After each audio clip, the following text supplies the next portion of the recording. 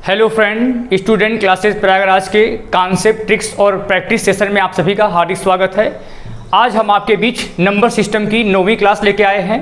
जैसा कि आप सभी को पता है कि हमने नंबर सिस्टम मैंने गणित की शुरुआत एकदम बेसिक से की है और हमारी जो क्लास है वो नंबर सिस्टम पे, जैसा कि हमने बताया था कि नंबर सिस्टम को हमने कुल 15 भागों में बांटा है और इस 15 पार्ट में से हमारी 8 क्लास और आपको एक टेस्ट जा चुका है। और ये 9वीं क्लास जो है हमारी आधारित है गुणनखंड पर आधारित है। तो जो लोग हमारे चैनल में अभी नए हों या अभी गणित पढ़ने की शुरुआत कर रहे हों, उनको हमारी क्लास को एकदम बेसिक से शुरुआती क्लास से देखना है। और इसके लिए आपको मैथ की हमारे जो चैनल बना है स्टूडेंट क्लासेस प्रयागराज, उसके प्लेलिस्ट में जा करके मैथ कंप्लीट मैथ की क्लास फर्स्ट से आपको देखना है। और आप सभी जानते हैं कि जैसा कि हमने आपको पहले ही बताया था, जो लोग हमारे चैनल से पहले जुड़े हुए हों उनको पता होगा कि हमारे जितने भी क्लासें गई हैं उन सभी क्लास में आपको प्रैक्टिस क्लास भी दी जा रही है, जिससे कि आप अपना स्वयं से आकलन कर सकें कि हमने जो पढ़ा उसमें से हमने कितना सीखा है।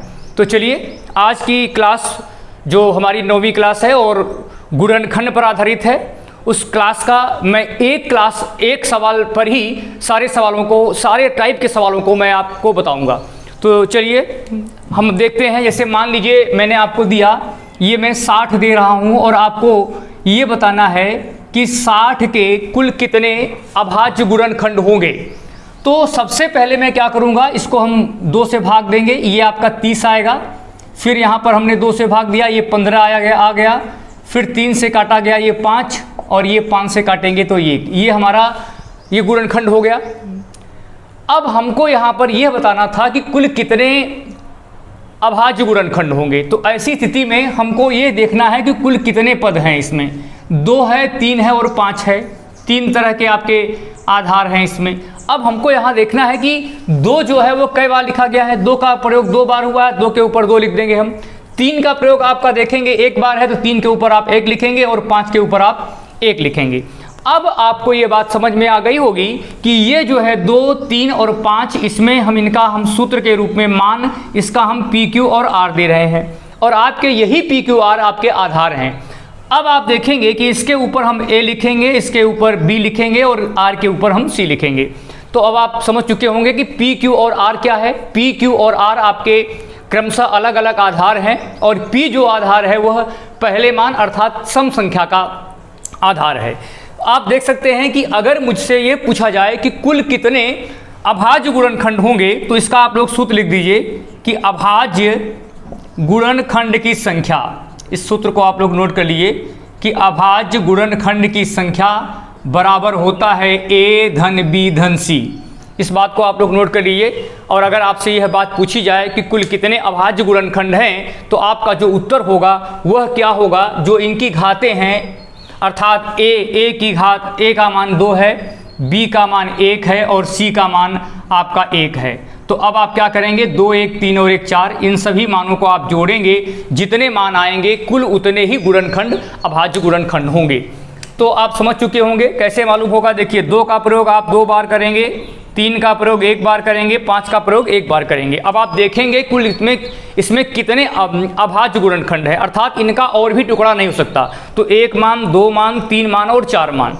छोटे मानों में तो आप गिन के बता सकते हैं, लेकिन अगर आपको सवाल काफ़ी बड़े बड़े मिल जाएं तो आपको इस सूत्र को याद रखना है कि सबसे पहले हम क्या करेंगे, उनका गुणनखंड करेंगे। गुणनखंड करने के बाद हमको एक बात ध्यान रखनी है कि जो मान आपका आया है उसे हम आधार और घातांक के रूप में लिखकर जितनी भी घातें हैं उन सभी घातों को हम जोड़ देंगे। जो हमारा मान प्राप्त होगा वही हमारा कुल अभाज्य गुणनखंडों की संख्या होगी। तो उम्मीद है कि आपको यह टॉपिक समझ में आ गया होगा। तो अब मैं इसी में आपसे सवाल एक ही दे रहा हूं और इसी में हर तरह के सवालों को मैं आपको कवर कराऊंगा, जिससे कि आपको आसानी से यह बात समझ में आ जाए। अगर मैं आपसे पूछूं कि कुल कितने गुणनखंड हैं, सवाल को ध्यान से सुनिएगा। अभाज्य गुणनखंड और कुल गुणनखंड में अंतर होता है। तो अब मैं बात कर रहा हूं किसकी, कुल गुणनखंडों की संख्या क्या होगी। अब आपको याद रखना है, इसका सूत्र आपको याद रखना है कि कुल गुणनखंडों की संख्या आपको यहाँ पर याद रखना है कि कुल गुणनखंडों की अगर आपसे संख्या पूछ ली जाए तो आपको क्या करना है, जितने भी आपकी घातें थी उन सब में 1 1 जोड़ करके आपको गुणा कर देना है। यह बात याद रखना है। इसके पहले वाले सूत्र सवाल में और इस सवाल में अंतर क्या है? उस सवाल में आपसे केवल अभाज्य गुणनखंड पूछा गया था, तो आपका जो सूत्र था वो केवल और केवल घातों का योग था, अर्थात a का योग, b का योग और c का योग था। लेकिन चूंकि इस वाले सवाल में आपसे पूछा जा रहा है कि कुल गुणनखंडों की संख्या क्या होगी, तो आपका जो सूत्र होगा, जितनी भी आपकी घातें होंगी उन सब में एक एक जोड़ करके आप गुणा कर देंगे। तो आप देख सकते हैं कि यहाँ पर a का मान 2 है, तो a का मान अगर 2 है तो 2 और 1 3 हो जाएगा। b का मान आपका 1 है, तो यहाँ पर आपका 1 1 2 हो जाएगा। c का मान भी आपका यहाँ पर 1 है, तो यहाँ पर भी 1 1 मिलकर के 2 हो जाएगा। अब आप देखेंगे कि अगर हम इन मानों का गुणा करते हैं तो 3 दूनी 6 दूनी 12 प्राप्त होगा। तो आप समझ चुके होंगे कि अगर मैं आपसे यह प्रश्न करूं कि बताइए कि कुल कितने अभाज्य गुणनखंड हैं, तो आपका उत्तर क्या था? 4 था। लेकिन मैं यह प्रश्न कर रहा हूं कि कुल कितने गुणनखंड होंगे, तो ऐसी स्थिति में जो आपका आंसर आएगा वह 12 होगा। और इसको लगाने के लिए आपको कुछ नहीं करना है, जो सवाल आपने लिखा था, जो घातें आपने लिखी थी, उन्हीं घातों में आपको एक एक जोड़ करके गुणा कर देना है। तो चलिए अब मैं आपके सामने ये टाइप तीसरे प्रकार का प्रश्न ला रहा हूं, और इसी प्रश्न में लेकिन सबसे पहले आप लोग यह बात समझ लीजिए कि इसमें 12 गुणनखंड हैं कैसे। तो सबसे पहले मैं आपको बता रहा हूं कि 60 का अगर मैं टुकड़ा करूंगा तो एक तो आपका 1 होगा, एक 60 होगा, 60 का नाम 60, 2 से भी कटेगा, 3 30 से भी कटेगा, 3 और 20 मिलके 60 होता है, 4 और 15 मिलके 60 होता है, 5 और 12 मिलके 60 होता है, और 6 और 10 मिलके 60 होता है। अब अगर मैं आगे बढ़ता हूं तो फिर से वही मान आपका रिपीट होने लगेगा। अब आप इनकी संख्या को गिन सकते हैं, सदैव आप इनकी संख्या जो आएगी वो निश्चित रूप से आपकी 12 ही आएगी। तो आप देख सकते हैं 1 2 3 4 5 6 7 8 9 10 11 और 12। अब आपका जो आंसर आएगा वह कितना आएगा? 12 आएगा। लेकिन अगर बहुत बड़े बड़े मान हो जाएंगे तो इस प्रकार से आप में थोड़ा सा भी अगर एक आध मान आप भूल जाएंगे तो आपके लिए गलत हो जाएगा सवाल। तो इसलिए आपको इस ट्रिक का इस्तेमाल करना है कि कैसे आप लगाएंगे। तो जल्दी से आपको ये बात याद रखनी है कि किस प्रकार से हम किस प्रकार से हम कुल गुणनखंडों की संख्या का मान निकालेंगे। तो आपको कुछ नहीं करना है, मैंने जो सूत्र दिखाया है इस पर थोड़ा से आपको ध्यान देना है और आप तुरंत इस मान को निकाल लेंगे। लेकिन मैंने इस छोटा मान था, मैंने इसको समझा दिया है। अब आपके अगर बड़े बड़े मान होंगे तो इस सूत्र के माध्यम से आप इसका उत्तर बहुत ही आसानी से दे सकते हैं। तो चलिए इसको आप लोग लगा लीजिए कि कुल कितने अभाज्य गुणनखंड होंगे। तो आपका जो सूत्र होगा वह a+1 b+1 और c+1 होगा। और आप देख चुके हैं कि कितने अभाज्य गुणनखंड होंगे। तो सबसे पहले तो आप लोग ये बात समझ लीजिए कि गुणनखंड होता क्या है, थोड़ा बेसिक जान लीजिए कि गुणनखंड का मतलब हम अंग्रेजी में फैक्टर कहते हैं, और प्रत्येक संख्या के कम से कम 2 गुणनखंड अवश्य होते हैं, एक को छोड़कर, क्योंकि एक ही एकमात्र ऐसी संख्या है जिसका केवल एक गुणनखंड होता है। और दूसरी बात आपको याद रखनी है, एक के सिवा वह संख्या स्वयं उसका गुणनखंड होती है। तो आपको यह बात रखनी है, कोई संख्या जिन जिन संख्याओं से विभाजित होती है वही उसकी जो है वो गुणनखंड होते हैं। तो अब आप समझ चुके होंगे इसके बारे में। अब मैं अगले प्रकार का प्रश्न ला रहा हूं कि कुल गुणनखंडों की संख्या का आपने सूत्र समझ लिया। अब मैं आपको बताने जा रहा हूं कि बताइए कि कुल सम गुणनखंडों की संख्या क्या होगी। जल्दी से आप लोग समझ लीजिए कि अगर इसी सवाल में पूछ ले कि कुल सम गुणनखंडों की संख्या, सवाल को ध्यान से देखिएगा कि अगर मैं आपसे पूछता हूं कि कुल कितने सम गुणनखंड होंगे, तो अगर आपको इसमें गिनती करना हो तो आप देखेंगे कि एक तो आपका 2 हो गया, एक 4 हो गया, एक 6 हो गया, एक 10, एक 12, एक 20, एक 30 और एक 60। अब अगर आपको गिनना होता तो गिन लेते 1 2 3 4 5 6 7 और 8 हो गया। छोटा मान था आपने गिन लिया। लेकिन अगर यही मान आपके बड़े बड़े होते तो आपको यह सूत्र याद रखना है कि कुल सम गुणनखंडों की जो संख्या होती है उसका जो सूत्र होता है वह हमारा जो होता है वह a का मान a के मान में कुछ नहीं जुटेगा, बाद के दोनों मानों में हमारा जुटेगा। जरूरी नहीं है कि केवल 2 ही गुणनखंड हो सकता है 3 4 5 भी हो जाए। तो जो भी अगर आपके मान आगे बढ़ते जाते हैं तो उसमें हम आगे भी जोड़ते जाएंगे। तो आपको यह याद रखना है कि सम गुणनखंडों की अगर संख्या ज्ञात करनी है तो पक्का है कि उसमें एक मान 2 तो अवश्य होगा, कम से कम 1 2 होना चाहिए। अगर किसी में 2 गुणनखंड नहीं है तो वह संख्या, उसमें सम गुणनखंडों की संख्या 0 होगी, अर्थात कोई भी संख्या आपकी सम गुणनखंड के रूप में नहीं मिलेगी। पहली बात याद रखनी है। और आपको यह याद रखना है कि कुल सम गुणनखंडों का सूत्र जो होता है वह हमको पहले वाले मान में 1 नहीं जोड़ना है, बस इतना ही अंतर है। क्योंकि इसके पहले वाले मान में हमने बताया था कि अगर मुझे सभी गुणनखंडों की संख्या ज्ञात करनी होती तो हम क्या करते कि पहले वाले मान में भी 1 जोड़ते थे। केवल और केवल इतना अंतर हुआ है कि पहले वाले मान में जब हम 1 जोड़ते थे उसको हम 1 जोड़ेंगे नहीं। तो अब आपका देखिए ए का मान आपका कितना था, 2 था, तो सीधे आपका ए का मान 2 लिखना है। बी का मान आपका 1 पहले से था, 1 जोड़ देंगे। सी का मान 1 था, 1 जोड़ देंगे।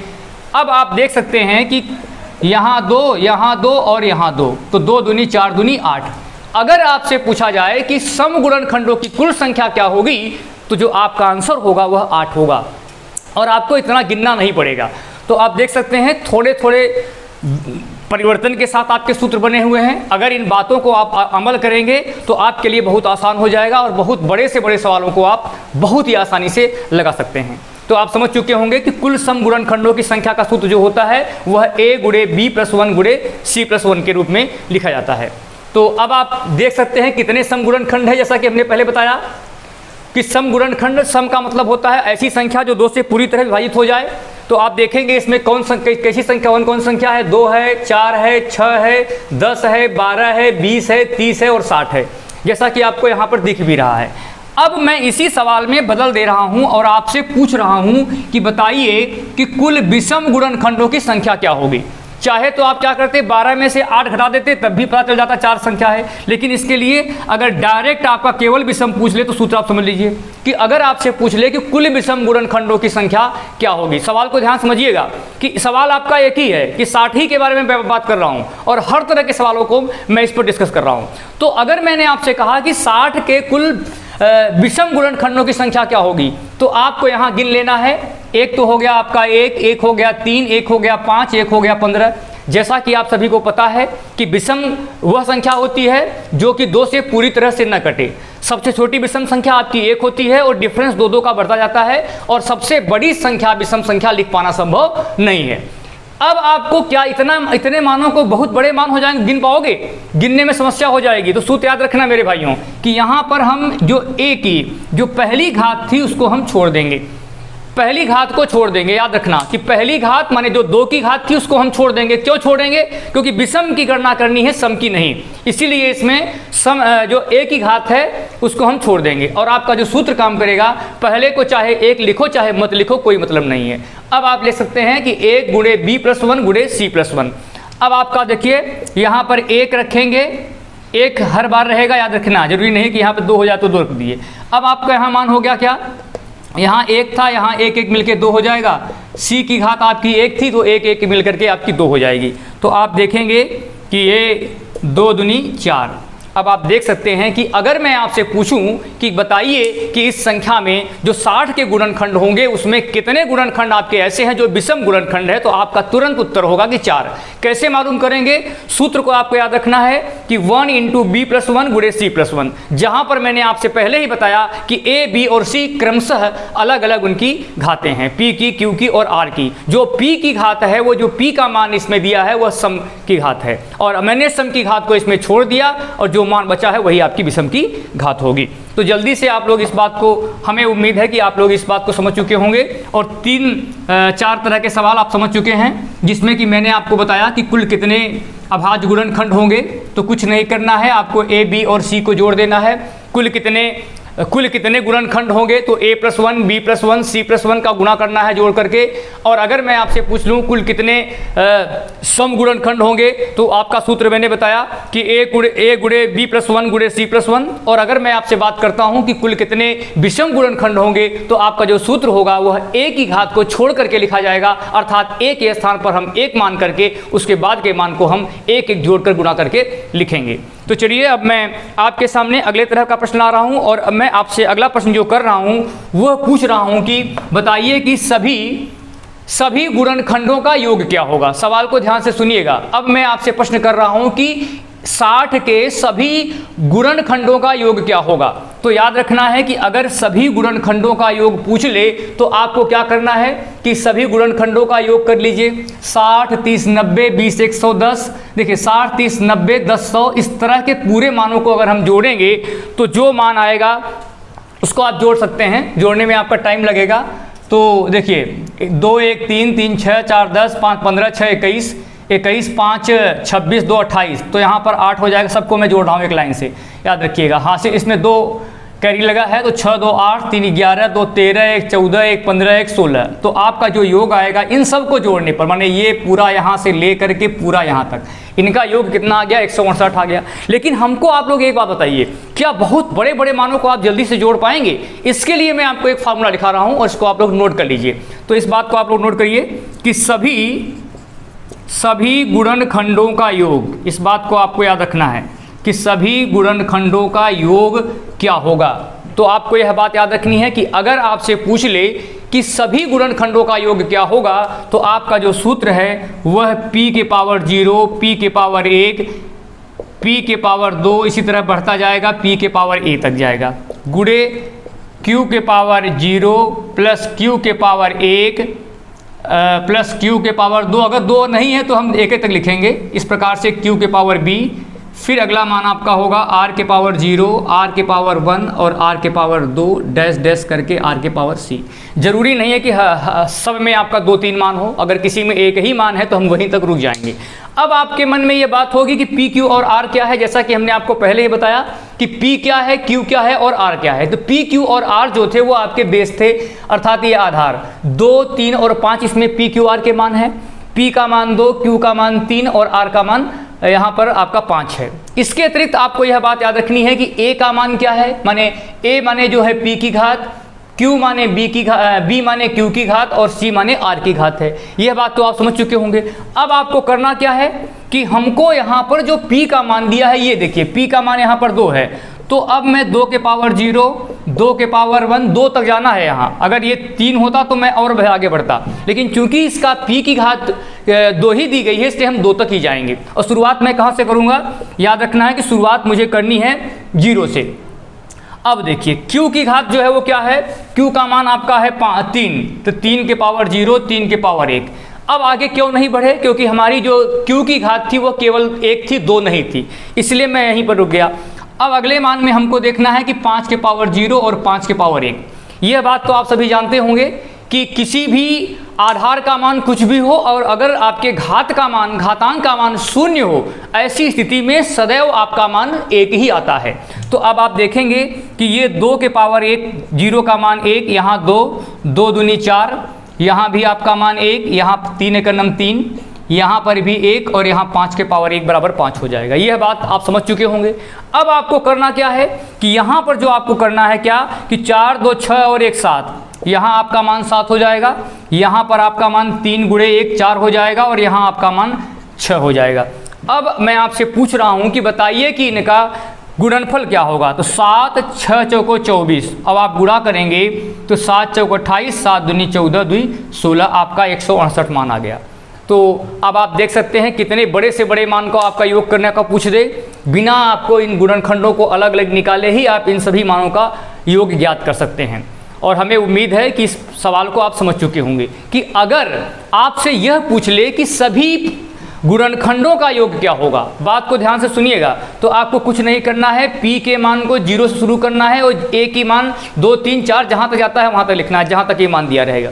q का भी शुरुआत हम कहाँ से करेंगे, 0 से करेंगे और इसी तरह हम बढ़ते बढ़ते वहाँ तक जाएंगे जहाँ तक b की घात दी गई है। अगर b की घात 1 ही तक है तो 1 ही तक लिखेंगे, जैसा कि आप देख भी रहे हैं। और इसी तरह हम r के घात को भी शुरुआत 0 से करते हुए एकदम लास्ट तक आपका मान लिखेंगे। तो हमें उम्मीद है कि इस बात को आप लोग समझ चुके होंगे कि इसका जो योग है वो क्या होगा। तो आपका योग जो आ रहा है वो 168 आ रहा है। तो चलिए अब मैं आपको इसी सवाल में एक अगले प्रकार का प्रश्न पूछ रहा हूं और आपसे मैं पूछ रहा हूं कि बताइए कि इनके जो गुणनखंड हुए हैं उन सभी गुणनखंडों का औसत क्या होगा। तो आप सभी लोग जानते हैं कि औसत क्या होता है, आंकड़ों का योग बटे पदों की संख्या। तो आंकड़ों का योग कितना है, इसमें 168 है। अब मैं आपसे जो पहले मैंने शुरू में पूछा था कि कुल कितने गुणनखंड होंगे, तो आपने निकाला था कि 3 दूनी 6 दूनी 12, क्योंकि मैंने कहा था कि सभी गुणनखंडों का योग जो सूत्र होता है वह a+1 गुणे b+1 गुणे c+1 होता है। तो जब आपका योग होगा 2 1 3, 3 दूनी 6, 2 1 1 2 जुड़ जाएगा और 6 दूनी 12, तो कुल आपका जो सूत्र काम करेगा 168 बटे 12, 12 1 9 12 और 12 चौक 48। और अगर मैं आपसे पूछता हूं कि बताइए कि कि जो 60 है उसके सभी गुणनखंडों का औसत क्या होगा, तो आपको सूत्र का पालन करना है कि आपको दो चीज़ें पता होनी चाहिए, एक तो उसके आंकड़ों का योग और दूसरे उसके पदों की संख्या। और आप देखेंगे कि इनके आंकड़ों का जो योग आया हुआ 168 है, इनके पदों की संख्या जो थी वो 12 थी। तो जब आप इसमें भाग देंगे तो आपका जो मान आएगा वह 14 बार जाएगा। तो चलिए, हमें उम्मीद है कि इस प्रकार के सवाल अब आपके लिए समस्या नहीं बनेंगे और इस तरह के सवाल जो भी बड़े से बड़े सवाल भी आप बहुत ही आसानी से लगा लेंगे। चलिए, अब मैं इसी सवाल में आपको एक अलग तरह का सवाल पूछ रहा हूं कि अगर आपसे पूछ लिया जाए कि 60 के सभी गुणनखंडों का व्युत्क्रमों का योग क्या होगा। सवाल को ध्यान से सुनिएगा। 60 के सभी गुणनखंडों के व्युत्क्रमों का योगफल क्या होगा। अगर आपको इस सवाल को लगाना हो तो दो तरीके हैं। एक तरीका है, जैसे मान लीजिए कितने गुणनखंड हैं, 1/1, जैसा कि आप सभी ये बात पढ़े होंगे कि किसी भी पूर्णांक का गुणन अगर व्युत्क्रम निकालना है तो 1/1 के रूप में लिखते हैं। तो सभी गुणनखंड ऐसे मान लीजिए इसका 1/1 है, 1/2 है, 1/3 है, 1/4, 1/5, 1/6, 1/10, 1/12, 1/15, 1/20 और 1/60, जैसा कि आप लोग देख रहे हैं। अब अगर मैं इन सभी का योग कहूँ, जैसा कि आपको मैं ये पूछ भी रहा हूँ कि 60 के सभी गुणनखंडों के व्युत्क्रमों का योग क्या होगा, तो जो आपका देखिए 1 का पहाड़ा 60 में पढ़ेंगे 60 बार, यहाँ 30 बार, यहाँ 3 में देंगे तो 20 बार, यहाँ 4 से तो 15 बार, यहाँ 12 बार, यहाँ 10 बार, यहाँ 6 बार, यहाँ 5 बार, यहाँ 4 बार, यहाँ 3 बार, यहाँ 1 बार। अब आप लोग इस बात को समझ चुके होंगे कि जो आपके मान आए, अभी यहाँ पर 1/20 के बाद 1/30 भी था, थोड़ा ध्यान रखना है कि 1/30 और 1/60। तो ये जो आपका मान आया, तो आपके सभी गुणनखंड आ गए कि नहीं। इसमें देख लीजिए, 1 भी, 2 भी, 3 भी, 1 से लेकर 60 तक जितने भी गुणनखंड थे आपके 12 गुणनखंड आपके इसमें आ गए। तो इससे तो आपको, और नीचे जो इसके हर का मान है वो क्या है, हर का मान जो है वो वास्तविक संख्या जो थी वही है। तो इसके लिए आप लोग सूत्र लिख लीजिए, सूत्र लिख लीजिए कि सभी गुणनखंडों का, नोट कर लीजिए, सभी गुणनखंडों के व्युत्क्रमों का योग बराबर गुणनखंडों का योग बटे संख्या, माने जिस संख्या का हम गुणनखंड कर रहे हैं। तो अब आप समझ सकते हैं कि क्यों मैंने ये सूत्र कैसे बना।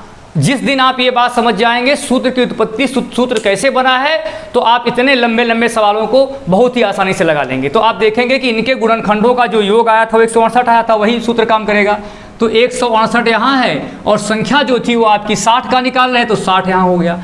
अब आप इसको क्या करेंगे, 60 से भाग देके लगा लीजिए और चाहे सरल कर लीजिए। अब अगर आप 4 से काटेंगे तो 4 चौक 16, 4 दूनी 8 और यहाँ 4 से जब भाग देंगे तो आपका मान 15 बार जाएगा। तो चाहिए तो आप इसको और भी काट सकते हैं। 3 से अगर आप काटते हैं तो आपका मान 14 आएगा, यहाँ 5 आएगा। तो आप देखेंगे कि 5 दूनी 10 और 5 अठे 40। तो जो आपका मान आएगा वह 2.8 आएगा। तो अब आप समझ चुके हैं कि अगर आपसे पूछ ले कि सभी गुणनखंडों के व्युत्क्रमों का योग क्या होगा, तो आपको क्या करना है कि सबसे पहले आप सभी गुणनखंडों का योग करेंगे और उसके बाद उसकी जो संख्या है, मेन संख्या है 60, उसी से हम क्या करेंगे, भाग देंगे। बहुत करेगा अगले सवाल में 60 के स्थान पर 200 कर देगा, 300 कर देगा, 1600 कर देगा, बस यही होगा। नियम अगर आपने एक बार समझ लिया तो इस प्रकार के बहुत से सवाल आप बहुत ही आसानी से लगा सकते हैं। तो जल्दी से आप लोग इसको लिख लीजिए कि सभी गुणनखंडों के व्युत्क्रमों का योग क्या होता है। तो आपके सामने ये सूत्र निकल के आया कि सभी गुणनखंडों का योग बटे सभी गुणनखंडों का योग बटे संख्या वह जिस संख्या का हम गुणनखंड कर रहे हैं। तो चलिए हम आपके सामने ये अगले प्रकार का प्रश्न ला रहे हैं और आपसे ये प्रश्न कर रहे हैं कि आपको यह बताना है कि, जल्दी से समझिए सवाल को, कि 60 के, देखिए सवाल मैं एक ही ले रहा हूँ, 60 ही ले रहा हूँ, और उसी को कई तरीके से सवालों को मैं समझा रहा हूँ।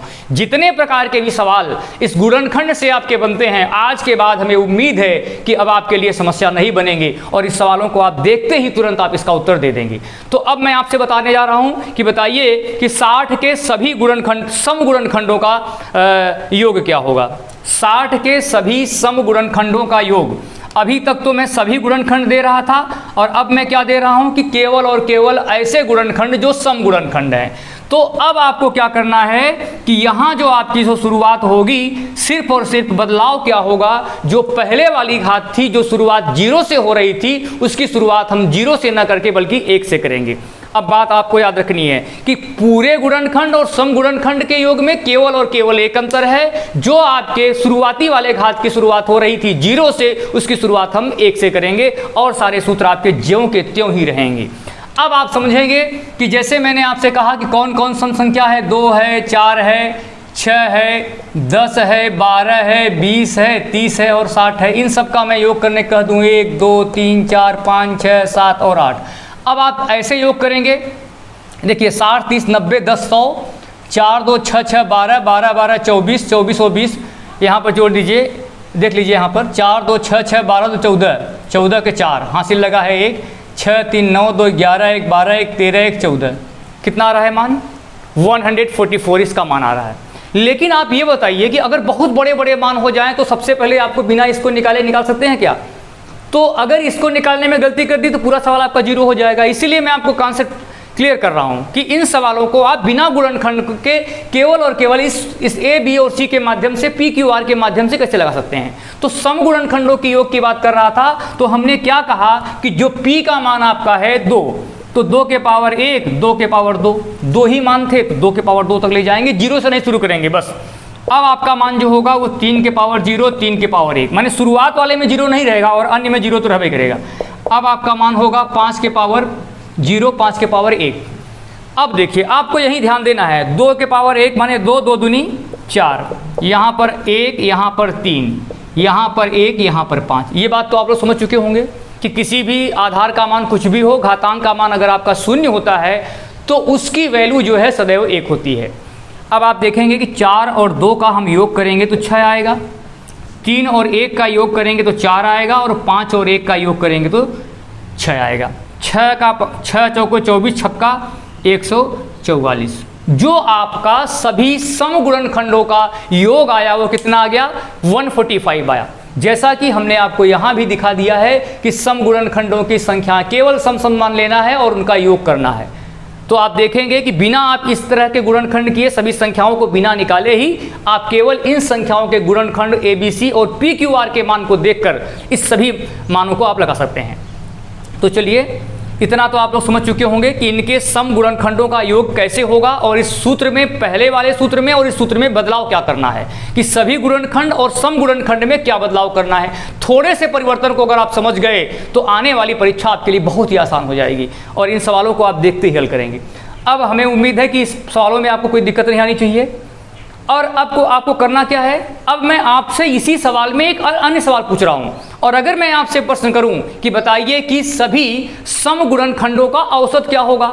जैसा कि आप सभी लोग पहले से ही परिचित हैं कि औसत का सूत्र जो होता है वह आंकड़ों का योग बटे पदों की संख्या होता है। तो आंकड़े कितने हैं, यहाँ आंकड़ों का योग कितना है 144 है। क्योंकि मैं औसत निकाल रहा हूं तो आंकड़ों का योग बटे पदों की संख्या, पद की संख्या आपकी 8 है, चाहे ऐसे गिन लीजिए चाहे यहाँ 2 और 1 माने ए गुणे B1 B+1 C+1, 2 दूनी 4 दूनी 8 कर दीजिए।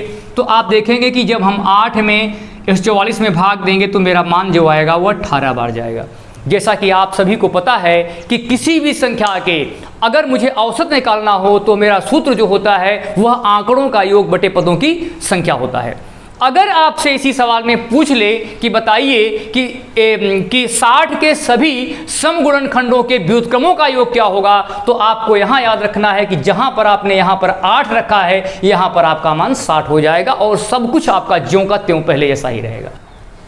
तो आइए अब हम देखते हैं कि 60 के सभी विषम गुणनखंडों का योग क्या होगा। तो आपको याद रखना है कि अगर सभी विषम गुणनखंडों का योग कह दे तो आपको क्या करना है, जो p की घात है उसको हमको नहीं लेना है। अर्थात p के मान के स्थान पर हमको यहाँ पर 1 रख देना है और आपका जो सूत्र काम करेगा 1 गुणे q के पावर 0 धन q के पावर 1 q के पावर 2 करते करते आपका q के पावर b तक जाएगा। और इसी तरह r का मान r के पावर 0, r का पावर 1, r का पावर 2 डैश डैश करके r के पावर c तक जाएगा। अब हमको यहाँ पर याद रखना है कि हमको चूँकि 2 की घात क्यों नहीं लेनी है, क्योंकि हमको विषम का मान निकालना था। अगर किसी भी मान में 2 आ जाता है तो वो विषम नहीं रह जाता बल्कि सम रहता है, तो इसीलिए हमको जो है वो जो p वाली घात है उसको हमको नहीं लेना है। तो अब आप देखेंगे कि अगर मैं इनका योग करूं, देख लीजिए ऐसे 1 है, 3 है, 5 है और 15 है, तो अब आपका योग आएगा 15, 5, 20, 3, 23 और 24 इस तरह से आ गया। लेकिन अगर बहुत बड़े बड़े मान हो जाएं तो बिना इसके निकाले आप नहीं निकाल पाओगे योग, तो आपको इस सूत्र का सहारा लेना पड़ेगा। और आप याद रखेंगे कि यहाँ पर जो आपका मान होगा यहाँ पर 1 होगा, q की घात आपकी 3 है, 3 के पावर 0, 3 के पावर 1, क्योंकि यहाँ पर एक ही घात है, आगे नहीं बढ़ेंगे। और इसी तरह आपका मान जो होगा वो 5 के पावर 0 और 5 के पावर 1 के रूप में लिखा जाएगा। अब आप देखेंगे कि यहाँ जो आपका मान होगा 1, किसी भी आधार का मान कुछ भी हो, घातांक का मान अगर आपका 0 है तो सदैव आपका मान 1 ही होता है। तो आप देखेंगे कि 3 और 1 4 हो रहा है, यहाँ पर आपका 1, यहाँ पर ये 5 हो रहा है। तो अब आप देखेंगे कि अगर मैं इन सब का गुणा करता हूँ तो जो हमारा मान आएगा वह कितना आएगा, 24 आएगा। तो जल्दी से आप लोग समझ चुके होंगे कि अंतर क्या है सभी योग में, सभी गुणनखंडों के योग में और सम गुणनखंडों के योग में और विषम गुणनखंडों के योग की। अगर हम इन सूत्र को थोड़ा देखें तो हमें इस बात को ये बात समझ में आ जाएगी कि अगर मैं सभी गुणनखंडों का योग करता था तो p का मान 0 से होता था, सब का मान 0 से होता था, p का भी, q का भी, r का भी। लेकिन अगर मैं आपसे कहता कि सम गुणनखंडों का योग ज्ञात करिए तो जो p का मान 0 से था वो p का मान 0 ना होकर बल्कि 1 से होता था। और अगर मैं आपसे ये बात कहता हूँ कि सभी विषम गुणनखंडों का योग क्या होगा, तो आपको क्या करना है कि p वाली घात को हमको काट करके उसके स्थान पर हमको 1 रख देना है। बस 3 सूत्रों में थोड़े बदलाव करने हैं। इस बदलाव को अगर आप समझ गए तो आपके लिए समस्या नहीं होने वाली है। तो आप समझ सकते हैं कि अगर इनका योग में पूछूं तो आपका मान 24 आ रहा है। तो चलिए अब इसी प्रश्न में मैं आपसे एक प्रश्न और कर रहा हूं और आपसे मैं ये पूछ रहा हूं कि बताइए कि 60 के सभी विषम गुणनखंडों का औसत क्या होगा। जैसा कि आप सभी जानते हैं कि औसत जो होता है वो आंकड़ों का योग बटे पदों की संख्या है। तो अगर मैं इनका औसत निकालूं तो आंकड़ों का योग 24 है, पद कितने हैं, 1, 2, 3 और 4 पद हैं, तो हम 4 से इसमें भाग देंगे तो आपका जो 6 मान आया वो है क्या, ये आपका 60 के सभी विषम गुणनखंडों का औसत हो गया। अब आप सोचे होंगे कि यहाँ पर ये सभी गुणनखंड जो गुणनखंडों की संख्या थी वो 4 कैसे आ गई। जैसा कि हमने पहले ही बता दिया आपको कि यहाँ पर अगर विषम गुणनखंडों का पूछा जाए तो हमको सिर्फ और सिर्फ क्या करना है कि a की घात को छोड़ करके b की घात और c की घात में 1 1 जोड़ देना है। 1 1 2 1 1 2 और आप देखेंगे कि 2 दूनी 4 हो जाएगा। जैसा कि हमने पहले ही बता दिया था इसके बारे में। तो 4 का भाग आप 24 में देंगे तो आपका मान 6 आएगा और ये 6 जो है वो सभी विषम गुणनखंडों का औसत है। चलिए अब मैं इसी सवाल में आपसे एक और प्रश्न कर रहा हूं और आपसे मैं पूछ रहा हूं कि बताइए कि 24 के सभी गुणनखंडों के नहीं 60 के सभी गुणनखंडों के व्युत्क्रमों का औसत क्या होगा। तो आप व्युत्क्रमों का योग क्या होगा, 60 के सभी गुणनखंडों के व्युत्क्रमों का योग क्या होगा। तो आपको यह याद रखना है, सब कुछ आपका वही रहेगा कि विषम गुणनखंडों का योग बटे जो मेन संख्या थी वही आप लिख देंगे। अब आप चाहे तो इसको काट दीजिए, 12 दूनी 24, 12 पंजे 60, 2/5 दशमलव में लिखना है, दशमलव 40 सकते हैं। तो जल्दी से आप इस तरह के प्रश्न को लगा लीजिए। तो आइए अब हम देखते हैं कि इन सभी प्रकार के सवालों को किन किन सूत्रों से लगाया गया है और इन सूत्रों में क्या क्या परिवर्तन करने पर हमारे एक ही 2 सूत्र तैयार करने पर सभी सूत्र तैयार हो जाएंगे। तो चलिए अब हम देखते हैं कि अगर आपसे पूछा जाए कि कुल गुणनखंडों की संख्या क्या होगी तो आपको क्या करना है। जैसा कि आपको हमने पहले ही बताया था कि जो भी मान हो p के पावर a, q के पावर b और r के पावर c के रूप में लिखा गया हो तो p, q और r इसकी आधार होते हैं और a, b और c इनकी घात होती हैं। तो अगर आपसे पूछा जाए कि कुल अभाज्य गुणनखंडों की संख्या कितनी है तो जो आपका आंसर होगा वो क्या होगा, a के स्थान पर जो है वो पहली मान माने पहली घात माने a धन b धन c हो जाएगी। अगर मैं आपसे पूछ लूं कि बताइए कि कुल गुणनखंड की संख्या क्या होगी तो आपको कुछ नहीं करना है, जो भी आपकी घात है a की, b की और c की सभी घातों में आपको क्या करना है, 1 1 जोड़ के गुणा कर देना है। तो a+1 b+1 और c+1 के रूप में हम लिखेंगे। अगर आपसे पूछा जाए कि कुल सम गुणनखंड कितने होंगे तो आपको एक बात याद रखना है कि जो आपने यहाँ पर a+1 किया था, इसी को आपको केवल +1 को काट कर a लिख देना है, और b+1 और c+1 पुराना जैसा ही रहेगा, जहाँ पर a आपकी सम संख्या की या पहली वाली घात है। तो अब आप देखेंगे कि इन तीनों सूत्रों में थोड़ा सा अंतर है कि पहले वाले सूत्र में केवल a लिखा ABC है, दूसरे में सभी में एक जोड़ा गया है, और तीसरे वाले सूत्र में जिसमें कि हमको सम गुणनखंडों की संख्या निकालनी थी, उसमें सिर्फ और सिर्फ केवल एक बदलाव हुआ है कि पहले वाले की जो +1 करके लिखा गया था घात, उसको हम +1 को हटा दिया गया है, बस। अब मैं आपसे बात करता हूं, अगर मैं आपसे कहूं कि कुल सभी गुणनखंडों का योग क्या होगा, तो आपको क्या करना है, सभी गुणनखंडों का योग ज्ञात करने के लिए हमें क्या करना है कि जो आपके P, Q और R की जो घातें हैं उसकी शुरुआत हमको 0 से करनी है, और वहाँ तक ले जानी है जहाँ पर A की घात है। अगर A की घात 1 तक है 1 ले जाएंगे, 2 तक है 2 तक ले जाएंगे, 3 है 3 तक ले जाएंगे, फिर इसी तरह Q का भी, इसी तरह R का भी लिखेंगे। अर्थात सभी गुणनखंडों का योग करने के लिए मुझे P के पावर 0 की शुरुआत A तक, Q की B तक और R की C तक ले जानी पड़ेगी, और सब में 0 का मान रखना है। अब देखिए, अगर इन सभी का औसत पूछा जाए, तो चाहे जिस मान का औसत पूछा जाए, जैसा कि आप सभी को पता है कि औसत जो होता है वो आंकड़ों का योग बटे पदों की संख्या होता है। तो आंकड़ों का योग चाहे वह प्राकृतिक सभी संख्याओं का हो, चाहे सम का हो, चाहे विषम का हो, जिसका रहेगा उसी में भाग देने पर औसत निकल आएगा। तो अगर आपको औसत का एक सूत्र याद है, तीनों क्लियर हो जाएंगे आपके, चाहे ये वाला हो, चाहे ये वाला हो, चाहे ये वाला हो। बस आपको निश्चित करना है कि आपको केवल एक बात निश्चित करनी है कि इसमें सम का है कि विषम का है कि सभी का है। अब आपको तीसरी बात क्या समझनी है कि चाहे सभी का गुणनखंड हो, चाहे सम का हो, चाहे विषम का गुणनखंड हो, ये तीनों एक सूत्र पर एक ही सूत्र है, थोड़ा सा बदलाव करना है। अगर आपसे सभी गुणनखंड का कहता था तो आपका जो शुरुआत होती 0 से होती थी, चाहे P की हो, चाहे Q की हो, चाहे R की हो। लेकिन अगर मैं आपसे कहता हूं कि सभी सम गुणनखंडों का, तो जहां पर आपने P की शुरुआत 0 से की थी, वहां पर आपकी P की शुरुआत 1 से हो जाएगी, लेकिन Q के और R के मान आपके ज्यों के त्यों ही रहेंगे, अर्थात 0 से ही शुरू होंगे। अब इन दोनों सूत्र में थोड़ा सा बदलाव हुआ। अब मैं बात करता हूं तीसरे सूत्र की, जिसमें कि हमको विषम संख्याओं का योग ज्ञात करना है। तो विषम जो गुणनखंड है उनका अगर मैं योग की बात करता हूं तो आपको कुछ नहीं करना है, जो P की घात थी, P के पूरे घात के स्थान पर हमको 1 रख देना है, बस।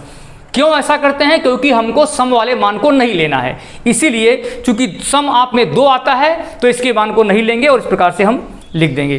तो इस प्रकार आप समझ सकते हैं कि हमको करना क्या है कि अगर मुझे सभी विषम गुणनखंडों का योग ज्ञात करना हो तो मुझे क्या करना है कि केवल और केवल हमको याद करना है कि सभी विषम गुणनखंडों के स्थान पर P के मान के स्थान पर हम 1 रख देंगे और सारे के मान आपके ज्यों के त्यों ही रहेंगे, किसी प्रकार का परिवर्तन नहीं होगा। तो आप देखेंगे, और इसी अतिरिक्त आपका अगर पूछ ले कि सभी गुणनखंडों के व्युत्क्रमों का योग, तो आंकड़ों का योग तो आप करेंगे ही। आंकड़ों का योग करने के बाद सिर्फ और सिर्फ आपको एक काम करना है कि जो आपका मान संख्या है सेम टू सेम आपको संख्या लिख देनी पड़ेगी। अगर इन छोटी छोटी बातों को आप ध्यान में रखेंगे तो इतने प्रकार के जो सूत्र आपको दिख रहे हैं वो बहुत ही आसान हो जाएंगे। ठीक, तो चलिए अब हम आपको जो भी हमने सूत्र लिखा है उससे संबंधित अलग अलग प्रकार के सवालों को प्रैक्टिस कर रहा हूँ। तो आप देख चुके हैं कि थोड़े से बदलाव करने के बाद किस प्रकार से आपके सूत्र वही हैं। 2-3 सूत्र अगर आप समझ गए तो आपके सारे सवाल आपके बहुत ही आसानी से लगने वाले हैं। तो चलिए, ये आपके सामने ये पहला सवाल जो स्क्रीन पे अब दिख रहा है, इस सवाल में आपसे मैं पूछ रहा हूँ कि 72 के कुल गुणनखंडों की संख्या क्या होगी जो कि अभाज्य हैं। अर्थात आपको 72 के अभाज्य गुणनखंडों की संख्या ज्ञात करनी है। तो सबसे पहले मुझे क्या करना है कि 72 का मैं गुणनखंड करूँगा, तो 2 से काटा गया, यहाँ फिर मैंने 9 से काटा, यहाँ 3 से, फिर और 3 से। अब आपसे पूछा जा रहा है कि 72 के कुल अभाज्य गुणनखंडों की संख्या कितनी होगी। आपके सामने 4 विकल्प था, 6 था, 12 था, 5 था और 4 था। तो अब आप देखेंगे कि जो 72 का मैंने गुणनखंड किया उसमें 2 और 3 है। तो 2 की घात कितनी है? तो आप देखेंगे कि 2 की घात 3 है और 3 की घात 2 है। और अभी हमने आपको सूत्र लिखाया था कि अगर मुझे सभी विषम गुणनखंड सभी गुणनखंडों की संख्या न बल्कि अभाज्य गुणनखंड की संख्या निकालनी हो तो मुझे करना क्या है, जितनी भी घातें आती हैं उसको हम जोड़ देते हैं। क्योंकि इसमें C वाला मान नहीं है, इसलिए केवल हमको क्या करना है, इसमें जो घात है 3 और 2 अर्थात A और B को हम जोड़ देंगे। अगर इसमें और भी मान होते तो हम और भी जोड़ते ABC करके, लेकिन चूंकि यहाँ पर एक इसकी घात 3 है, इसकी घात 2 है, तो 3 और 2 मिलकर के हमारा 5 होगा। तो जैसा कि आपको विकल्प नंबर तीसरे में 5 दिख रहा है तो वही आपका आंसर होगा। तो चलिए अब मैं आपके सामने ये दूसरे टाइप का प्रश्न ला रहा हूँ और इस प्रश्न में आपसे पूछा जा रहा है, ध्यान से देखिएगा सवाल, हर सवाल आपके अलग अलग सवाल दे रहा हूँ अब। और आपसे पूछा जा रहा है कि 2 के पावर 3 गुणे 15 के पावर 7 गुणे 21 के पावर 4 और गुणे आपका मान दिया है 10 के पावर 5, ठीक है ना। इसमें आपसे पूछा जा रहा है कि अभाज्य गुणनखंडों की संख्या आपकी कितनी होगी। और आपके सामने ये 4 विकल्प है। पहला विकल्प है 30, दूसरा विकल्प है आपका 35, तीसरे विकल्प में आपका मान 19 दिया है और चौथा विकल्प जो है आपका 21 दिया है। जब आपके आधार और घातांक के इस प्रकार से माना जाए जिसमें कि अभी और आपके अभाज्य गुणनखंड हो पाएँ, जैसे 3 का भी 5 का भी हो जाएगा, 15 का 2 खंड होगा, तो पहले इसके हम अभाज्य गुणनखंड कर लेते हैं, जैसे 3 का और 7 का। और उसके बाद हम करेंगे क्या कि जितने भी इनकी घातें हैं उन सबको हम जोड़ देंगे, जो भी आपका मान आएगा वही आंसर होगा। तो अब आप देखेंगे कि 15 के अभी भी खंड हो रहे थे 3 और 5 के रूप में, क्योंकि 7 यहाँ भी है, 7 यहाँ दोनों में आना चाहिए। अब आप देखेंगे कि 21 के 2 खंड हो रहे थे 3 और 7 के रूप में, इसके अलावा कोई भी खंड नहीं हो पाएगा, तो इसकी घात 4, इसकी घात भी 4 होगी। इसी तरह 10 की घात जो है 2 की भी और 5 की भी, दोनों की घात 5 है। अब आपने देखा कि सभी आपके जितने भी मान हो गए वो अभाज्य हो गए। अब इसका न्यूनतम विभाजन नहीं हो पाएगा।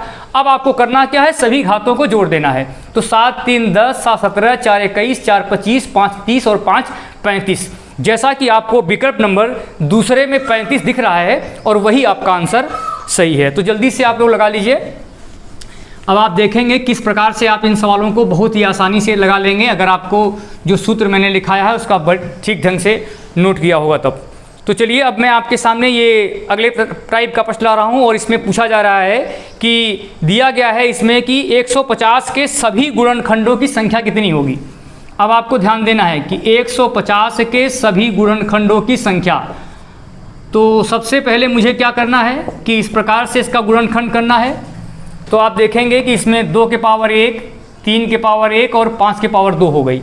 और अभी हमने आपको सूत्र लिखाया था कि अगर आपसे सभी गुणनखंडों की संख्या पूछ ले तो जो आपका मान p के पावर 1, q के पावर b और r के पावर c के रूप में लिखा गया है। इसमें आपको करना क्या है, a+1, b+1 और c+1, जितनी भी घातें हैं सब में 1 1 जोड़ कर गुणा कर देंगे। अर्थात आप देखेंगे कि 1 है तो 1 1 2 हो जाएगा, ये 1 है तो 1 1 2 हो जाएगा और यहाँ 2 है तो 2 1 3 हो जाएगा। अब आप देखेंगे कि 2 दूनी 4 तिहाई 12। अब आपको उत्तर मिल गया होगा कि अगर मैं आपसे पूछता हूँ कि बताइए कि 150 के कुल कितने गुणनखंड होंगे तो आपका जो उत्तर होगा वह 12 होगा। तो जैसा कि आपके सामने ये 4 विकल्प हैं, यहाँ दिया है 15, 12, 13 और 14। तो जल्दी से आप लोग नोट कर लीजिए, जिस विकल्प में आपका 12 है वही सही है, क्योंकि इस सवाल में मैंने पूछा था कि 150 के सभी गुणनखंडों की संख्या क्या होगी। तो सूत्र आपको याद होना चाहिए कि a+1, b+1 और c+1 को हम क्या करेंगे, सब में 1 1 जोड़ के गुणा करेंगे, जो मान आएगा आपका वही आंसर होगा। तो चलिए अब आपके सामने मैं ये अगले प्रकार का प्रश्न ला रहा हूँ और इस प्रश्न में आपसे पूछा जा रहा है कि 4 के पावर 11, सवाल को ध्यान से देखिएगा, 4 के पावर 11, 4 के पावर 12, 4 के पावर 13 और 4 के पावर 14 सवाल दिया गया है कि धनात्मक गुणनखंडों की संख्या क्या होगी। सवाल को आपको ध्यान से देखना है। पूछा जा रहा है कि 4 के पावर 11, 4 के पावर 12, 4 के पावर 13, 4 के पावर 14 में धनात्मक गुणनखंडों की संख्या आपकी क्या होगी, आपको यही बताना है। तो सबसे पहले मुझे क्या करना है कि 4 के पावर 11 यहाँ पे ले लेंगे, यहाँ पर 1, यहाँ 4 के पावर 1, यहाँ 4 के पावर 2 और यहाँ 4 के पावर 3 हो जाएगा। अब आपको करना क्या है, 4 के पावर 11, यहाँ 1, यहाँ 4, यहाँ 16, यहाँ 64। अब आपको यहाँ क्या करना है कि सबको योग करेंगे तो यहाँ पर 85 आ जाएगा। अब आपका जो मान आएगा 4 के पावर 11, 4 के पावर 11 गुणे 85 का 2 खंड होगा 5 और 17 के रूप में, और इस 4 का भी 2 खंड हो जाएगा 2 गुणे 11, 2 के पावर 11, 2 के पावर 11, 5 के पावर 1 और यहाँ पर आपका मान 17 के पावर 1 होगा। तो आपको यहाँ पर ध्यान देना है कि कितने ऐसे मान हैं जो 2 के रूप में लिखे गए हैं। अगर मैं इन सब को एक जगह कर देता हूँ तो इसका मान 22 हो जाएगा, इसका मान आपका 1 हो जाएगा और जो इसका मान आपका आएगा वह भी आपका मान 17 के पावर 1 हो जाएगा। अब अगर आपसे सवाल में पूछता कि बताइए कि कुल कितने अभाज्य गुणनखंड हैं, तो आपका जो आंसर होता वह 22 और 23 एक 24 हो जाता। लेकिन मैं आपसे पूछ रहा हूं कि 100 जो ये सब मान दिए गए हैं उसके कुल गुणनखंडों की संख्या क्या होगी। तो हमने सूत्र लिखाया था कि जो भी घात है उसमें एक जोड़ दीजिए। 23 है 22 है 23 हो जाएगा, 1 है तो 2 हो जाएगा, 1 है तो 2 हो जाएगा। अब आप देखेंगे 23 दूनी 46 और 46 दूनी 92 होगा। जैसा कि आपको विकल्प नंबर दूसरे में 92 दिख रहा है, आपके सामने ये 4 विकल्प थे 90, 92, 45 और 46। तो दूसरे विकल्प में आपको 92 दिख रहा है, वही आपका आंसर है। तो जल्दी से आप लोग लगा लीजिए। थोड़ी सी सावधानी बरतनी है, अगर आप बातों का सही से ध्यान देंगे तो आपका सवाल बहुत ही आसान हो जाएगा। तो चलिए अब मैं आपके सामने ये अगले प्रकार का प्रश्न ला रहा हूँ और आपसे पूछा जा रहा है कि 2 के पावर 1, 3 के पावर 4 और 5 के पावर 3, 2 के पावर 1, 3 के पावर 4 और 5 के पावर 3 में 5 के पावर 3 में कुल गुणनखंडों की संख्या क्या होगी। सवाल को ध्यान से देखिएगा, कुल गुणनखंडों की मैं बात कर रहा हूँ और आपके सामने 4 विकल्प है। पहला विकल्प है 42, दूसरा है आपका 47, तीसरा है 45 और चौथा है आपका 40। अगर इस सवाल में पूछा गया होता कुल कितने अभाज्य गुणनखंड होते तो आपका क्या होता, 4 2 6, 4 1 5 3 8 हो जाता। लेकिन चूंकि आपसे अभाज्य नहीं बल्कि सभी गुणनखंड पूछ लिया, तो आपको क्या करना है, जो भी घात थी उसमें एक जोड़ देना है। 1 है तो 2 हो जाएगा, 4 है तो 5 हो जाएगा, 3 है तो 4 हो जाएगा। अब आपका जो आंसर आएगा वो 5 दूनी 10 को 40 आएगा। तो आप देख सकते हैं जैसा कि आपको विकल्प नंबर चौथे में 40 आपको दिख रहा है। तो जल्दी से आप लोग लगा लीजिए कि कितने गुणनखंडों की संख्या क्या होगी। तो चलिए अब मैं आपके सामने एक अलग प्रकार का प्रश्न ला रहा हूँ और इस प्रश्न में आपसे पूछा जा रहा है कि 160 के सम गुणनखंडों की संख्या क्या होगी। सवाल को ध्यान से देखिएगा कि 160 के सम गुणनखंडों की संख्या क्या होगी। यहाँ पर आपके सामने ये दिया जा रहा है, 2 से भाग दिया गया, यहाँ पर आपका मान 20, यहाँ पर 10, यहाँ पर 5 और यहाँ पर 1। तो आप देखेंगे कि 1 2 3 4 और 5, 2 के पावर 5 है और 5 के पावर 1 है। और आपसे पूछा जा रहा है कि इनके सम गुणनखंडों की संख्या आपसे पूछी जा रही है। तो आपको एक बात याद रखनी है कि अगर सम गुणनखंडों की संख्या पूछे तो मैंने आपसे नियम बताया था कि आपको कुछ नहीं करना है, सिर्फ और सिर्फ आपको जो 2 की घात होगी, माने जो a की घात होगी, उसको क्या करना है, यहाँ पर a गुणे b+1 लिखना है। ठीक है ना, चूंकि इसमें c नहीं है तो a का मान आपका 5 है और b का मान आपका 1 है, तो 1 1 मिलके 2 हो जाएगा। अब आप देखेंगे कि जब 5 में आप 2 से गुणा करेंगे तो जो आपका आंसर आएगा वह 10 होगा और यही उसके सम गुणनखंडों की संख्या होगी। तो आपके सामने ये 4 विकल्प था, पहला था 14, दूसरा था 10, तीसरा था 16 और चौथे विकल्प में आपका जो मान दिया था वो 12 दिया था। तो जल्दी से आप लोग लगा दीजिए, जिस विकल्प में आपका 10 दिया है वही आपका मान सही है। थोड़ी सी सावधानी बरतनी पड़ेगी कि अगर हमसे सम गुणनखंडों की संख्या पूछ रहा है तो ऐसी स्थिति में मुझे a वाली घात में जो p की घात थी उसमें हमको a वाले मान में कोई मान जोड़ना नहीं है, उसको सीधे ज्यों का त्यों रखना है।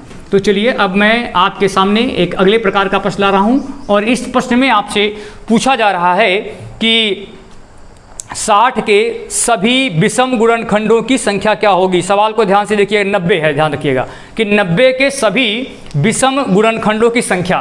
तो सबसे पहले मुझे क्या करना है कि 90 का गुणनखंड करना है। तो 90 का जब आप गुणनखंड करेंगे तो जो आपका मान आएगा वह इस तरीके से आएगा कि 2 के पावर 1, 3 के पावर 2 और 5 के पावर 1 है। अब हमने आपसे कहा था कि अगर मुझे विषम गुणनखंडों की संख्या ज्ञात करनी हो तो मुझे a वाले की घात को नहीं लिखना है, केवल मुझे क्या करना है, b की घात और c की घात को लिखना है। तो चाहे तो यहाँ पर आप 1 लिखिए चाहे मत लिखिए।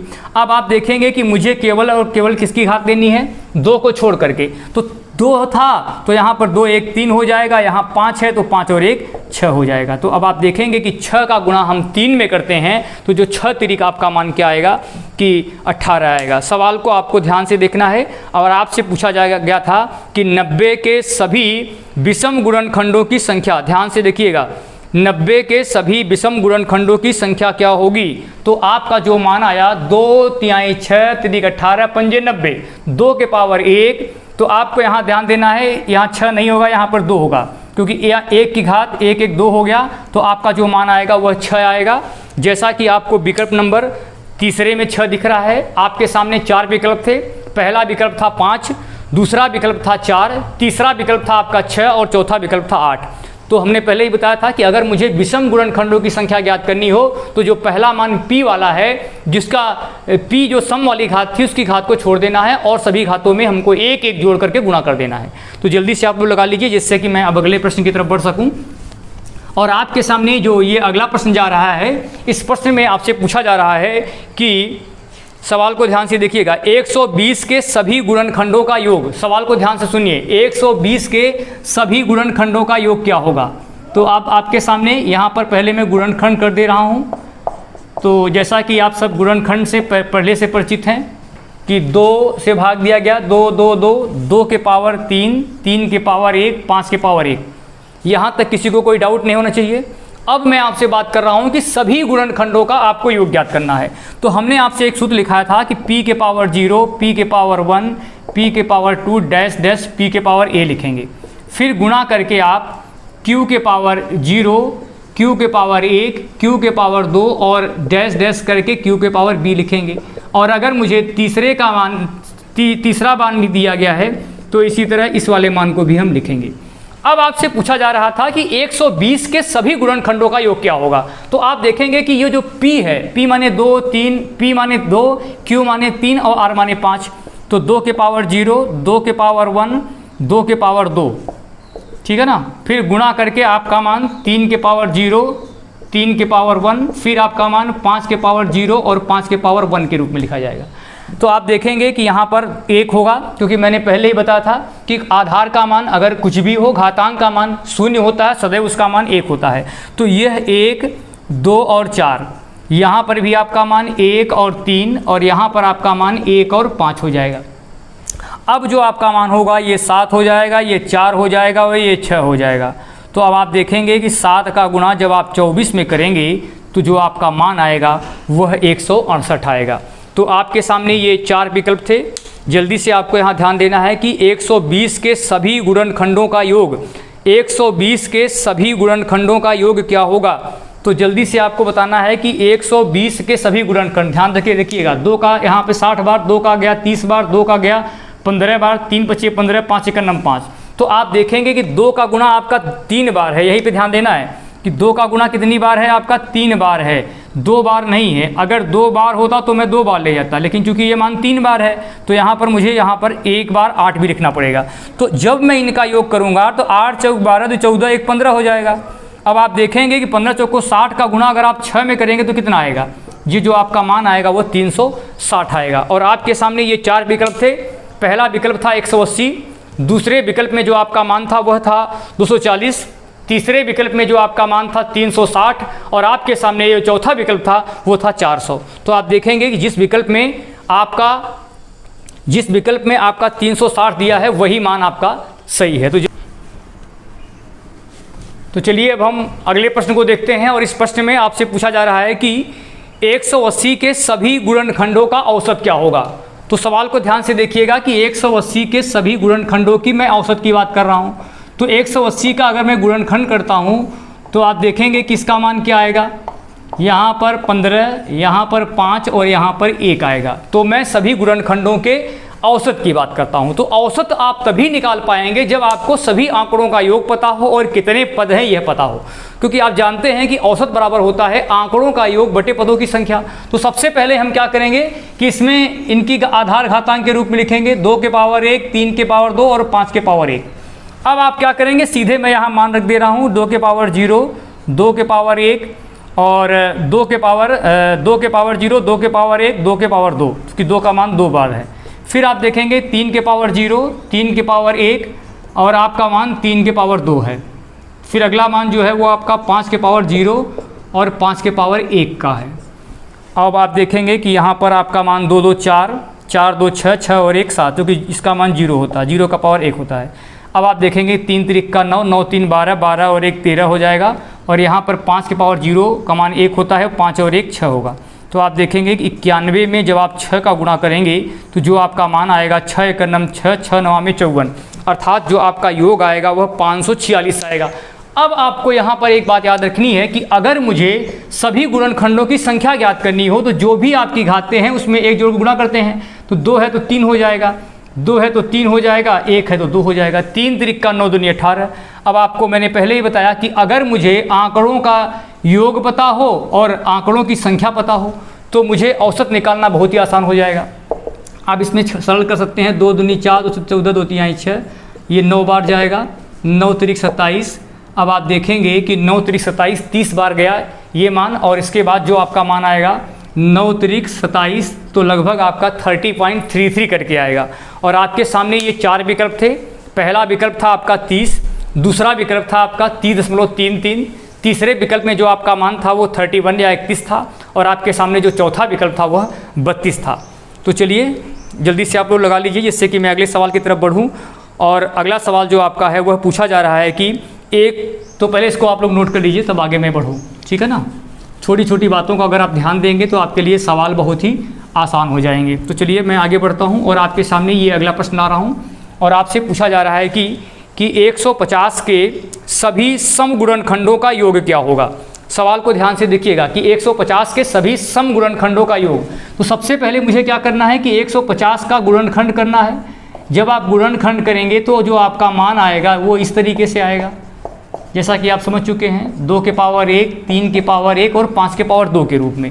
अब मैं आपसे पूछ क्या रहा हूँ कि सभी गुणनखंडों का योग जो कि सम हो। तो हमने आपको एक नियम बताया था कि अगर मुझे सम गुणनखंडों का योग ज्ञात करना हो तो जो पहली वाली घात है, जो सम वाली घात है, उसका घात जो है वो 0 से नहीं शुरू होगा बल्कि 1 से शुरू होगा।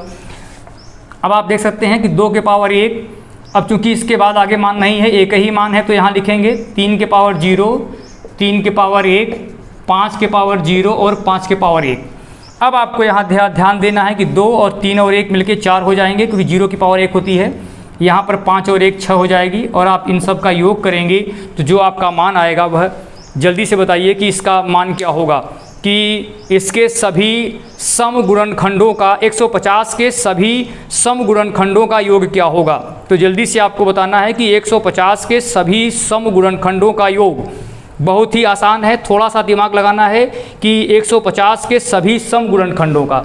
अब आप देखेंगे कि चूंकि इसका मान आपका क्या था, 5 के पावर 2 था, यहाँ यहीं पर ध्यान देना है, नहीं तो सवाल गलत कर देंगे आप। 25, 5 30 और 1 31, और जब आप गुणा करेंगे 31 का 8 में, 31 गुणे 8 करेंगे तो जो आपका मान आएगा वह 248 आएगा। तो जल्दी से देख लीजिए, जिस विकल्प में आपका 248 है वही सही है। आपके सामने 4 विकल्प थे, पहला था 200, दूसरा था आपका 245, तीसरा था आपका 248, और चौथे विकल्प में जो आपका मान दिया था वह है 300। तो जल्दी से आप लोग लगा लीजिए, जिस विकल्प में आपका 248 था वही आपका सही है। जल्दी से लगाइए।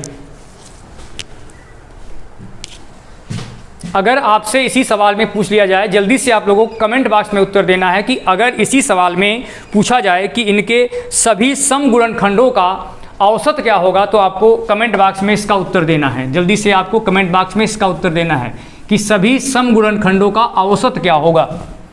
तो चलिए अब मैं आगे बढ़ता हूं और आपके सामने ये अगला प्रश्न ला रहा हूं, और आपसे पूछा जा रहा है कि 200 के सभी सम गुणनखंडों का औसत क्या होगा। सवाल को ध्यान से देखिएगा। अगला सवाल है जो अलग तरह का है, 200 के सभी सम गुणनखंडों का औसत। और जैसा कि मैंने आपको पहले ही बताया कि किसी भी संख्या का औसत निकालना हो तो मुझे 2 चीज़ें पता होनी चाहिए, एक तो उसके आंकड़ों का योग और एक उसके पदों की संख्या। तो जल्दी से हम लोग गुणनखंड कर लेते हैं इसका। तो आप देखेंगे कि जो इसका आपका मान आएगा वह इस तरह से आएगा, 2 के पावर 3 और 5 के पावर 2 के रूप में। अब आपसे पूछा जा रहा है कि सभी सम गुणनखंडों का योग पहले ज्ञात करिए। जब आप सभी सम गुणनखंडों का आप योग ज्ञात करेंगे तो जो आपका मान होगा वह क्या होगा, ध्यान से रखिएगा, ध्यान दीजिए इसका मान क्या होगा। तो अब आप देखेंगे कि यहाँ पर पी की 2 है और 5 है, 2 ही घात है, तो 2 के पावर 1, 2 के पावर 2, 2 के पावर 3। इसके अलावा आपका मान 5 के पावर 0, 5 के पावर 1 और 5 के पावर 2 होगा, 2 ही तक है। अब आप देखेंगे कि ये 8 है, ये 4 है और ये 1 है, 8 4 12 और 12 2 14 हो जाएगा। यहाँ 25 और 5 30 और 30 एक 31 हो जाएगा। जब आप 31 का गुणा 14 में करेंगे तो जल्दी से बताइए कि 31 का गुणा 14 से करने पर आपका जो मान आएगा वह क्या होगा। तो आप देखेंगे कि मान जो होगा वो 434 आएगा। 14 का नम 14, 14 तरीक 42 और 1 43, 434। लेकिन अभी आपका आंसर नहीं आया है। अभी आपको एक बात और निकालनी है, और वह है क्या कि आपको निकालना था कि सभी सम गुणनखंडों का आपका औसत क्या होगा। तो हमने आपको बताया था कि सभी सम गुणनखंडों का अगर आपको औसत निकालना हो तो a गुणे b प्लस 1 गुणे c प्लस 1 करते हैं। तो a की घात चूँकि आपकी 3 है और यहाँ पर 2 और 1 मिलके 3 हो गई, तो 3 त्रिक आपका 9 हो गया। अगर आपके दो चीज़ें पता हो गई कि आंकड़ों का योग और पदों की संख्या, तो आप अपने से औसत निकाल सकते हैं। आपका योग है 434, आंकड़ों की संख्या थी 9। अगर आप इसमें भाग देंगे तो आपका मान क्या होगा, जल्दी से आप लोग भाग दीजिए। 9 चौक 36 का यहाँ पर बचेगा 7, 9 36 36 यहाँ पर हुआ, 13 में 6 गए 7, 9 अठे 72 और 9 दूनी 18, 9 दूनी 18। तो आप देखेंगे कि जो आपका मान आएगा वो 48.22 करके आएगा। यहाँ 4 है, ध्यान रखिएगा, 48.22। और आपके सामने जो विकल्प है वो पहला विकल्प ही 48.22 करके है, दूसरे विकल्प में आपका 46.54 है, तीसरे में 42 है और चौथे में 43.5 है। तो आप देख सकते हैं कि पहला विकल्प ही आपका सही है। तो चलिए, थोड़ी थोड़ी बातों को आपको ध्यान रखना है जिससे कि आपके सवाल में कोई प्रॉब्लम न आने पाए। तो चलिए, अब मैं आपके सामने ये अगले टाइप का प्रश्न ला रहा हूँ, और इस प्रश्न में आपसे पूछा जा रहा है कि बताइए कि 140 के सभी विषम गुणनखंडों की औसत का योग क्या होगा। 140 के सभी विषम गुणनखंडों का योग। अब आपको करना क्या है कि यहाँ पर 140 का गुणनखंड करना है। 2 का पहाड़ा पढ़ेंगे 70 बार जाएगा, फिर 2 से देंगे 35 बार, फिर 5 से देंगे 7 बार और 7 से देंगे तो 1 बार। ये बात आप सभी को, हमें उम्मीद है कि समझ में आ गई होगी कि मैं आपसे प्रश्न क्या कर रहा हूँ कि 140 के सभी सम गुणनखंडों का योग याद करना है। तो अब आपको ये बात पता है कि अगर मैं विषम की बात कर रहा हूँ, सम की नहीं है, ध्यान रखिएगा कि अगर मैं विषम गुणनखंडों की योग की बात करता हूँ तो मेरा जो सूत्र होता है वह p माने जो 2 वाली घात है उसकी घात को हम छोड़ देंगे, उसकी घात कुछ नहीं लिखा जाता, उसके स्थान पे हम 1 लिख देंगे और सारे मान आपके पुराने जैसे ही रहेंगे। तो इसका अगर मैं गुणनखंड करूं कि 2 के पावर 3, 5 के पावर 1, 7 के पावर 2, इसका मतलब है कि p की जो मान है उससे मुझे कोई मतलब नहीं है। अब आप देखेंगे कि अगर मैं यहाँ पर लिखता हूँ तो पहला वाला 1 हो गया। अब मुझे 5 के पावर 0, 5 के पावर 1 के रूप में लिखेंगे, यहाँ पर 7 के पावर 0 और 7 के पावर 1 के रूप में लिखेंगे। तो अब आप देखेंगे कि यहाँ पर आपका मान 5 और यहाँ पर 1 आएगा, 5 और 1 6, यहाँ पर आपका मान 7 और 1 8 आएगा। और जब आप गुणा करेंगे तो 6 का गुणा जब आप 8 में करेंगे तो आपका मान 48 आएगा। तो आपको देखना है कि किस विकल्प में आपका मान 48 आ रहा है। आपके सामने 4 विकल्प थे। पहला विकल्प था 48, दूसरा था आपका मान 45, तीसरा था आपका 44 और जो आपका चौथा विकल्प दिया है उसमें आपका मान 47 दिया है। तो आप देख सकते हैं कि पहले वाले विकल्प में ही आपका मान 48 दिया जा रहा है, वही आपका सही है। तो जल्दी से आपको कमेंट बॉक्स में एक आंसर और करना है कि बताना है कि बताइए कि अगर जो संख्या हमने बताया इसमें सभी विषम गुणनखंडों का औसत क्या होगा। इसको जिन व्यक्तियों को आ रहा हो वो लोग जो है वो कमेंट बॉक्स में इसका उत्तर दें। तो जल्दी से आप लोग इसका उत्तर दीजिए कि अगर मैं पूछ रहा हूं कि इन सभी के विषम गुणनखंडों का औसत क्या होगा। चलिए, मैं आपके सामने एक अगला प्रश्न ला रहा हूं और इस प्रश्न में आपसे पूछा जा रहा है कि 210 के सभी विषम गुणनखंडों का औसत क्या होगा। अब देखिए अगला सवाल, 210 के सभी विषम गुणनखंडों का औसत। तो पहले मुझे 2 चीज़ पता होनी चाहिए, एक तो विषम गुणनखंडों की संख्या और एक विषम गुणनखंडों का योग। तो सबसे पहले मैं इसका गुणनखंड करूंगा कि 210 का जब मैं गुणनखंड करूंगा तो ये जो हमारा मान होगा वो कैसे निकलेगा। तो आप देखेंगे कि ये 35 है, ये 5 है, ये 7 है, 2 के पावर 1, 3 के पावर 1, 5 के पावर 1, 7 के पावर 1। आपने देखा कि सभी जो आपकी पावर है, घात है, वो सब 1 के रूप में दी गई है, कोई भी मान रिपीट नहीं हुआ है। अब हमने देखा कि यहाँ पर एक मान आपका 2 है, तो मुझे विषम वाले में सम से मतलब है नहीं, 2 से मतलब नहीं है। अब जो मैं निकालूंगा कि कुल कितने जो है वो पहली संख्या निकाल लीजिए। तो संख्या का सूत्र मैंने क्या बताया था कि a को छोड़कर b+1, c+1, और चूंकि d भी है इसमें इसलिए d+1 हो जाएगा। अगर मैं संख्या निकालता हूँ कितने विषम गुणनखंड होंगे तो 1 1 2, यहाँ भी 1 1 2 और यहाँ भी 1 1 2। तो अगर मैं आपसे पूछूं कि कुल कितने विषम गुणनखंड होंगे तो आपका उत्तर होता 8। अब मुझे एक चीज़ और निकालनी है कि विषम गुणनखंडों का जो योग होगा वो क्या होगा। तो यहाँ पर पहला मान तो आपका 1 हो गया। अब मेरी शुरुआत जो होगी वो Q से होगी, 3 के पावर 0, 3 के पावर 1, क्योंकि और आगे तक नहीं है, एक ही घात थी। इसी तरह 5 के पावर 0, 5 के पावर 1, फिर आपकी मान होगी 7 के पावर 0, 7 के पावर 1। अब आपको क्या करना है, 3 और 1 4, 5 और 1 6 और 7 और 1 आपका मान 8 आ गया। अब आपको करना क्या है, 6 चौक 24 और 24 का गुणा अगर आप 8 में करेंगे तो जो आपका मान आएगा 8 चौक 32 के 2, 8 दूनी 16 3 19, 192 आपका मान आ गया। तो अब आप देखेंगे कि 192 जो आपका मान आया है, अभी केवल और केवल आपको योग प्राप्त हुआ है। और हमने कहा था कि किसी भी संख्या के अगर मुझे औसत निकालना हो तो उसके आंकड़ों का योग में से पदों की संख्या में हम भाग देते हैं। तो आप देखेंगे कि 192 में हम अगर 8 से भाग देंगे तो मेरा जो मान आएगा, देख लीजिए, 8 दूनी 16 और 8 चौक 32, 24 हमारा मान आएगा। जैसा कि आप देख सकते हैं कि विकल्प नंबर दूसरे में 24 दिया गया है। आपके सामने 4 विकल्प हैं।